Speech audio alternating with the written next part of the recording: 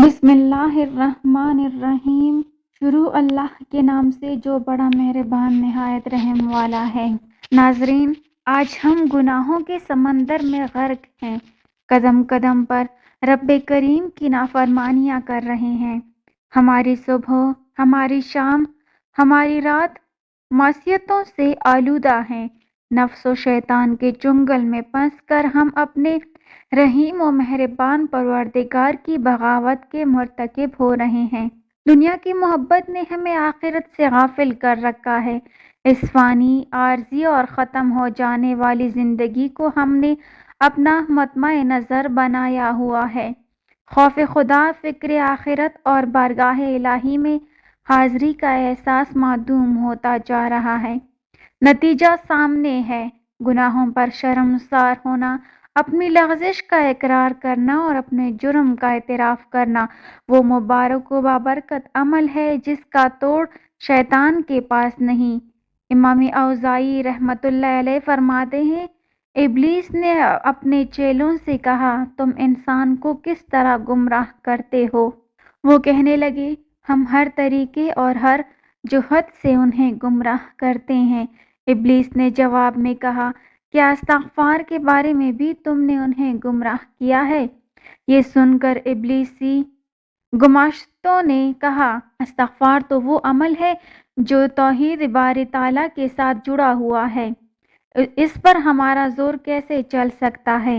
ابلیس نے کہا، میں انسانوں کے درمیان ایسی چیز پھیلاؤں گا جس پر انہیں استغفار کرنے کی نوبت نہیں آئے گی۔ امام اوزاعی رحمۃ اللہ علیہ فرماتے ہیں، شیطان نے انسانوں میں خواہشات و تمناؤں کو پھیلایا جسے کوئی گناہ نہیں سمجھتا اور اس پر استغفار بھی نہیں کرتا۔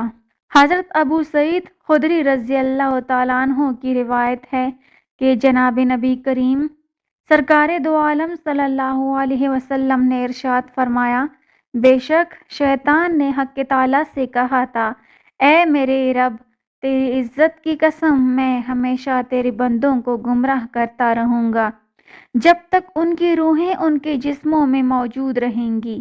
جواب میں اعلیٰ رب العالمین نے ارشاد فرمایا، میری عزت کی قسم، میرے جلال کی قسم، میرے بلند مرتبے کی قسم، جب تک میرے بندے مجھ سے مغفرت طلب کرتے رہیں گے میں انہیں معاف کرتا رہوں گا۔ ناظرین، اسلام ایک ایسا دین ہے جو مسلمانوں کو بامقصد زندگی گزارنے کا مکمل طریقہ بتاتا ہے۔ اللہ تعالیٰ نے انسان کو اشرف المخلوقات بنایا، یعنی سوچنے سمجھنے کی صلاحیت دی، صحیح اور غلط کی سمجھ دی۔ اب یہ انسانی عقل پر بات ہے کہ وہ اچھا کرتا ہے یا برا، لیکن انسان خطا کا پتلا ہے اور اللہ ہمیشہ اپنے بندوں کے ساتھ رحم کا معاملہ کرتا ہے۔ اس لیے اس نے مسلمانوں کے لیے ہدایت کا راستہ بھی کھلا رکھا ہے تاکہ اگر کوئی مسلمان گناہ کرے تو توبہ و استغفار سے اچھا راستہ پا سکے۔ استغفر اللہ، یا اللہ مجھ گنہگار کو بخش دے، یہ ایک سادہ جملہ ہے لیکن طاقتور دعا ہے۔ گناہوں کے بوجھ سے اگر دل بھاری ہو، ذہن پریشانیوں کا شکار ہو جائے تو استغفر اللہ کی ایک سادہ سی دعا آپ کے دل کو پرسکون کر دیتی ہے، جسے کسی بھی وقت جب بھی چاہیں پڑھ سکتے ہیں۔ بے شک توبہ و استغفار کرنے سے اللہ اپنے بندے پر رحمت کے دروازے کھول دیتا ہے۔ ہمارا دین ہمیں گناہوں سے بچنے کا درس دیتا ہے، لہٰذا اگر خلوص نیت کے ساتھ توبہ کی جائے تو اللہ کی بارگاہ میں وہ ضرور قبول ہوتی ہے اور گناہوں کا خاتمہ ہوتا ہے۔ اللہ تعالیٰ نے قرآن مجید میں مسلمانوں کی بھلائی کے لیے استغفار کے بہت بڑے بڑے فوائد بتائے ہیں۔ استغفر اللہ رحمت کے دروازے کھول دیتا ہے۔ قرآن پاک میں ایک جگہ استغفار کی اہمیت اس طرح بیان کی گئی ہے کہ اپنے رب سے معافی مانگتے رہو، بے شک وہ ہمیشہ معافی دینے والا ہے، یعنی صرف اللہ سے رحمت کے طلبگار رہیں کیونکہ وہی معاف کرنے والا ہے۔ اللہ تعالیٰ فرماتے ہیں کہ جس نے زندگی بھر سکون لینا ہے وہ استغفار کرے۔ ناظرین، استغفار کر لو جب تک زندہ رہو گے، اللہ تعالیٰ تمہیں چین نصیب فرما دے گا۔ ایک حدیث کے مطابق نبی کریم صلی اللہ علیہ وسلم نے فرمایا کہ اللہ تعالیٰ ایسے شخص کو اپنے عرش کے سائے میں جگہ دے گا جس نے تنہائی میں اللہ تعالیٰ کا ایسے ذکر کیا کہ اس کی آنسو جاری ہو گئے۔ استغفار سے دولت اور اولاد میں برکت ہوتی ہے۔ آج کے اس دور میں لوگ دولت کمانے میں اس قدر غافل ہو چکے ہیں کہ وہ اسلام اور اللہ کے ساتھ اپنے فرائض کو بھولتے جا رہے ہیں۔ وہ یہ بھی بھول بیٹھے ہیں کہ توبہ کرنے کے لیے کچھ وقت نکالنا ضروری ہے، کیونکہ اس کی برکت سے اللہ رزق، مال و دولت اور اولاد میں اضافہ کرتے ہیں، اور اس بات کا ذکر قرآن مجید میں بھی کیا گیا ہے۔ استغفار کرنے سے انسان کی مانگی گئی ہر دعا قبول ہوتی ہے۔ خلوص دل سے اللہ کی بارگاہ میں معافی مانگنے سے دعائیں قبول ہوتی ہیں۔ کسی مومن کے لیے دعا سے بہتر اور کوئی چیز نہیں ہے۔ وہ جو کچھ اپنے رب سے مانگتا ہے، جس بھی چیز کی امید رکھتا ہے، ایک دن اس کا رب اسے نواز دے گا۔ کیونکہ مسلمان ہونے کی حیثیت سے ہمارا یہ یقین ہے کہ صرف اللہ کے پاس یہ اختیار ہے کہ وہ ہماری دعائیں قبول کرنے پر قادر ہے۔ استغفار کرنے سے رزق میں اضافہ ہوتا ہے۔ قرآن مجید میں اللہ پاک کا یہ وعدہ ہے کہ اللہ سے معافی مانگتے رہنے سے وہ رزق میں خیر و برکت کرتا ہے۔ مومن کے رزق میں فراوانی اور اضافہ ایک مخصوص مدت کے لیے ہوتا ہے۔ اس بات کی وضاحت اس طرح کی گئی ہے کہ انسان اپنی نعمتوں کو جلد بھول جاتا ہے، اور اللہ نہیں چاہتا ہے کہ اس کے بندے اسے بھول جائیں۔ اس لیے ہمیشہ ہمیں استغفار کرتے رہنا چاہیے۔ اس حوالے سے فرمان رسول صلی اللہ علیہ وسلم ہے کہ جس نے استغفار کو اپنے اوپر لازم کر لیا، اللہ اس کی ہر پریشانی دور فرمائے گا اور ہر تنگی سے اسے سکون عطا فرمائے گا، اور اسے ایسی جگہ سے رزق عطا فرمائے گا جہاں سے اسے گمان بھی نہ ہوگا۔ استغفار کرنے سے ہر گناہ کی معافی مل جاتی ہے۔ اللہ تعالیٰ ہر مسلمان کو آزمائشوں اور مصیبتوں میں مبتلا کرتا ہے۔ اصل میں یہ مومن بندے کا امتحان ہے۔ اللہ اس طرح بندے کو اپنے آپ پر اور اسلام پر اس کے ایمان کی مضبوطی کو دیکھتا ہے۔ اس لیے ایسے وقت میں شکوہ نہیں، اللہ سے معافی مانگنا چاہیے، استغفار کرنا چاہیے، کیونکہ اللہ تعالیٰ توبہ کرنے والے بندے کو سزا نہیں دیتا بلکہ معاف کرتا ہے، اور ہمیں اپنی عام زندگی میں بھی یہی عمل اختیار کرنے کا توفیق دیتا ہے۔ توبہ استغفار کی فضیلت بندے کے لیے اللہ کی رحمت اور فضل کے دروازے کھول دیتا ہے۔ بے شک اللہ بہت رحیم و کریم ہے، اور جب ہم اس سے گڑ گڑا کر معافی مانگتے ہیں تو وہ ہمیں ہدایت عطا کرتا ہے، اپنی رحمتوں سے نوازتا ہے اور ہمارا دل اپنی طرف موڑ لیتا ہے۔ اس وقت ہماری زندگی غیر محفوظ کا شکار ہے، اور اس میں کوئی شک نہیں کہ استغفار کا ورد دنیاوی زندگی میں صبر عطا کرنے کا بہترین ذریعہ ہے۔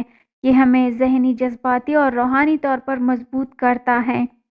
قرآن میں ایک جگہ بیان کیا جاتا ہے کہ اپنے رب سے معافی مانگو اور پھر اس سے توبہ کرو، وہ تمہارے اوپر آسمان سے بارش برسائے گا اور تمہیں اپنی طاقت میں سے طاقت بخشے گا۔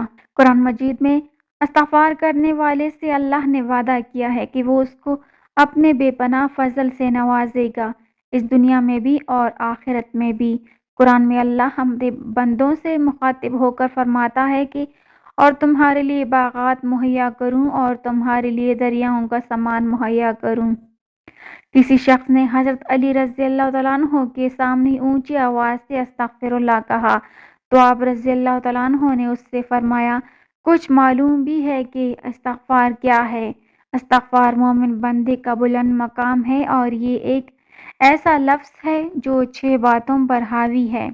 اول یہ کہ جو ہو چکا اس پر شرمندہ ہونا، دوسرا یہ کہ ہمیشہ کے لیے گناہ نہ کرنے کا پکا ارادہ کر چکا ہو، تیسرا یہ کہ مخلوق کے حقوق ادا کرنا، یہاں تک کہ اللہ کے حضور میں اس حالت میں پہنچو کہ تمہارا دامن پاک و صاف ہو اور تمہارا کوئی پکڑ نہ ہو، چوتھا یہ کہ جو تم پر فرض کیے ہوئے تھے اور تم نے انہیں ضائع کر دیا تھا، انہیں اپنے پوری طرح ادا کرو، پانچویں یہ کہ جو گوشت حرام سے پرورش پاتا رہا ہے اس کو غم و اندوہ سے پگھلاؤ، یہاں تک کہ کال کو ہڈیوں سے ملا دو کہ پھر سے ان دونوں کے درمیان نیا گوشت پیدا ہو، اور چھٹا یہ کہ اپنے جسم کو اطاعت کے رنج سے آشنا کرو، جس طرح اسے گناہ کی شیرینی سے لذت اندوز کیا ہے، اور پھر کہو استغفر اللہ۔ ناظرین، اس فرمان سے یہ مطلب ہرگز نہ لیا جائے کہ استغفار نہیں پڑھنا چاہیے یا بلند آواز میں استغفار پڑھنے میں کوئی برائی ہے، بلکہ یہ فرمان استغفار اور استغفار پڑھنے والے کا صحیح مقام پہچاننے اور اپنے قول میں سچے ہونے کا تقاضا کرتا ہے۔ اس فرمان میں اس جانب اشارہ ہے کہ جب تک تو نے دنیا سے جو گناہ اور فریب کا جہان ہے منہ ہی نہیں موڑا، گزشتہ خطاؤں سے سچے دل سے توبہ ہی نہیں کی، تو کس حق سے اللہ سے مغفرت کا طلبگار ہو رہا ہے۔ ساتھ ساتھ اس جانب بھی اشارہ ہے کہ بڑی محفل میں بآواز بلند استغفر اللہ کہنے میں نفس کی خواہش چھپی ہوئی ہو سکتی ہے کہ لوگ میری زبان سے استغفار سن کر مجھے پاک باز سمجھیں گے۔ اس کے ساتھ ساتھ آپ رضی اللہ تعالیٰ عنہ نے بلند مقام والے لوگوں کی نشاندہی بھی فرما دی کہ ایسے لوگ اللہ سے مغفرت طلب کرنے کے حقدار ہیں جو گناہ کے جہان سے خود کو الگ کر چکے ہیں، ورنہ جس نے گناہ کا ارادہ ہی نہیں چھوڑا، جس نے اللہ کی جانب منہ ہی نہیں پھیرا، اس کا یہ کہنا ہی درست نہیں ہے کہ میں اللہ سے مغفرت کا طلبگار ہوں۔ ان دونوں کے درمیان نیا گوشت پیدا ہو، اور چھٹا یہ کہ اپنے جسم کو اطاعت کے رنج سے آشنا کرو، جس طرح اسے گناہ کی شیرینی سے لذت اندوز کیا ہے، اور پھر کہو استغفر اللہ۔